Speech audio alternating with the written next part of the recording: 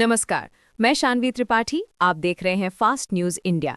खबर आ रही है मध्य प्रदेश के पिछौर से, जहां खनिया थाना क्षेत्र में कथित अत्याचारों के विरोध में भीम आर्मी के कार्यकर्ताओं ने सोमवार को खनिया थाने का घेराव कर जोरदार धरना प्रदर्शन किया। हजारों की संख्या में पहुंचे कार्यकर्ताओं ने पुलिस प्रशासन के खिलाफ नारेबाजी करते हुए अपनी मांगों को लेकर प्रदर्शन किया। प्रदर्शनकारियों का आरोप है कि भीम आर्मी के कार्यकर्ता दशरथ आजाद पर पुलिस द्वारा झूठा प्रकरण दर्ज किया गया है। इसी के विरोध में आक्रोशित कार्यकर्ताओं ने थाने का घेराव कर लिया, जो करीब 6 घंटे तक जारी रहा। स्थिति की गंभीरता को देखते हुए पिछौर थाना प्रभारी नीतू अहिरवार ने मौके पर पहुंचकर मोर्चा संभाला और प्रदर्शनकारियों से बातचीत की। उन्होंने कार्यकर्ताओं को आश्वासन दिया कि उनकी मांगों पर 7 दिन के भीतर उचित कार्रवाई की जाएगी। इसके बाद भीम आर्मी के कार्यकर्ताओं ने अपनी मांगों का ज्ञापन पुलिस को सौंपा और धरना शांतिपूर्ण तरीके से समाप्त कर दिया। अब देखना होगा कि प्रशासन द्वारा दिए गए आश्वासन पर कितना अमल होता है और भीम आर्मी की मांगों का समाधान तय समय सीमा में हो पाता है या नहीं। देखें पिछौर से राजू जाटव की रिपोर्ट। थाने पर यहाँ पे कुछ भीम आर्मियों के लोगों ने यहाँ पे जाम किया है, यहाँ पे धरना दे के बैठे हैं थाने पर कि यहाँ पे क्या समस्या है। अपनी मांगों को लेकर थोड़ी सी जानकारी मिली है कि अपनी मांगों को लेकर खनिया थाने पर धरना देकर बैठे हैं और इनसे पूछते हैं कि क्या समस्या है इनकी और क्यों इन्होंने धरना दिया है और किसके लिए धरना दिया गया है। चलते हैं, पूछते हैं यहाँ के भीम आर्मी के लोगों से। हम मिलते हैं भीम आर्मी के कार्यकर्ता दशरथ आजाद से। ये इन्होंने यहाँ पे धरना दिया हुआ है। पूछते हैं क्या समस्या, लाइव चला लेंगे समस्या है उसका। पूछते हैं क्या नाम है सर आपका? मेरा नाम दशरथ आजाद। आज आप थाने के सामने धरना दे के बैठे हो अन्य साथियों के साथ, ऐसी क्या समस्या हुई कि आपको आज धरना देना पड़ा?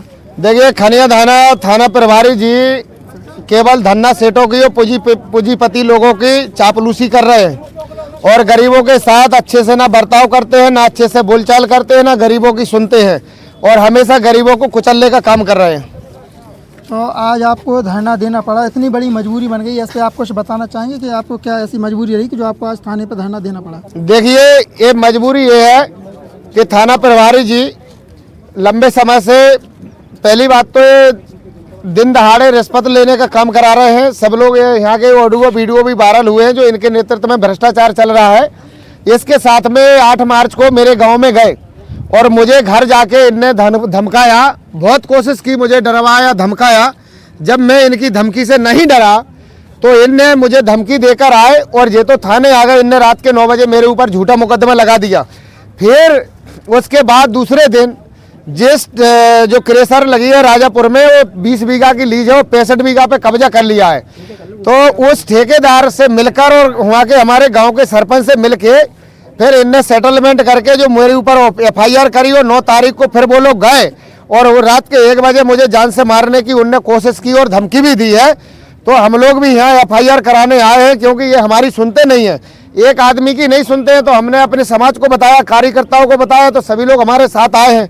अब हम कार्रवाई कराने आए हैं, कार्रवाई करते हैं तो ठीक है, नहीं करते तो हम बैठते हैं।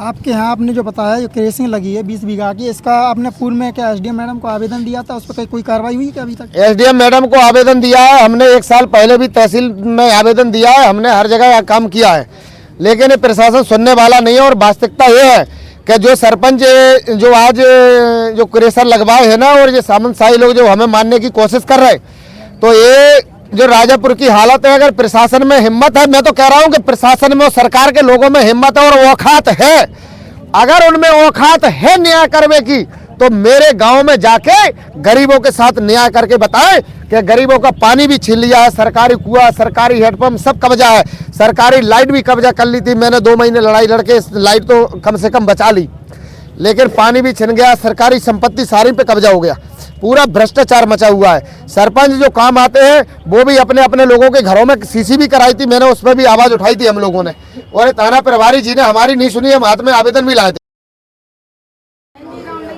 दीदी, आज भीम आर्मी के कार्यकर्ताओं ने यहाँ पे ज्ञापन देने आए थे, तो 3 घंटे यहाँ पे उन्होंने ज्ञापन के लिए वेट भी किया। क्या उनकी मांगे थी? भीम आर्मी के जो नेता हैं दशरथ जाटव जी, इनकी कुछ समस्या थी, जो ये चाह रहे थे कि प्रशासन ने इनके खिलाफ कोई गलत FIR कर दी है। तो उनसे हमने 7 बिंदुओं की उनकी जो समस्या थी वो लिखित में लिए और उनको आश्वासन दिया है कि जो भी उनको संदेह है कि झूठी एफआईआर हो गई, तो उन सब की जांच की जाएगी। क्रेशर को लेकर कोई उनका मुद्दा था कि क्रेशर जो चल रही है कि वो अवैध रूप से, और वहाँ से जो वाहन निकलते हैं उनकी जो डस्ट उड़ती है उससे जो गांव के जो लोग निवास करते हैं उनको काफ़ी समस्या हो रही। तो उस मुद्दे को भी लेकर हमने लिखित में लिया है, जिसको हम एसडीएम मैम डीएम साहब तक पहुँचाएंगे और लिखित में उनके जो भी बिंदु हैं उनकी जाँच की जाएगी, निष्पक्ष जाँच की जाएगी। है जो मुझे जान से मारने की धमकी दे रहा है। रात के आवेदन बता दें, थाने में रात में 2 आवेदन थाना प्रभारी जी ने खुद मंगवाए। एक क्रेशर वाले पे मंगवाया है उनके लेटर पैड पर, और एक गांव की तरफ से आवेदन। वो 3 आदमी आवेदन देने आए थे थाने में। वो आवेदन बता दें, उसमें इनने स्पष्ट लिखवाया है कि जसरत आजाद खुद अपने आप को एक्सीडेंट कराकर आत्महत्या करके और हमें फंसाना चाहता है। ये वास्तविकता है कि ये लोग मेरा एक्सीडेंट करा के मुझे मारने की कोशिश कर रहे हैं, लेकिन हमारी तरफ से अगर कार्रवाई नहीं होगी तो हम समाधान के लिए तैयार नहीं है। आप जितना पुलिस प्रशासन में ताकत हो उतनी धाराओं में मुकदमा करें, जेल भेजें, लाठी चला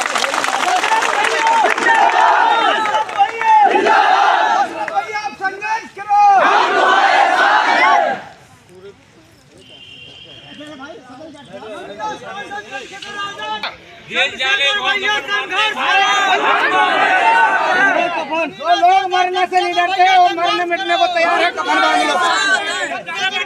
सर वास्तविकता है, ये वास्तविकता है। हम मर जाएंगे, मिट जाएंगे, जिस प्रकार हमारे साथ अन्याय हो रहा है।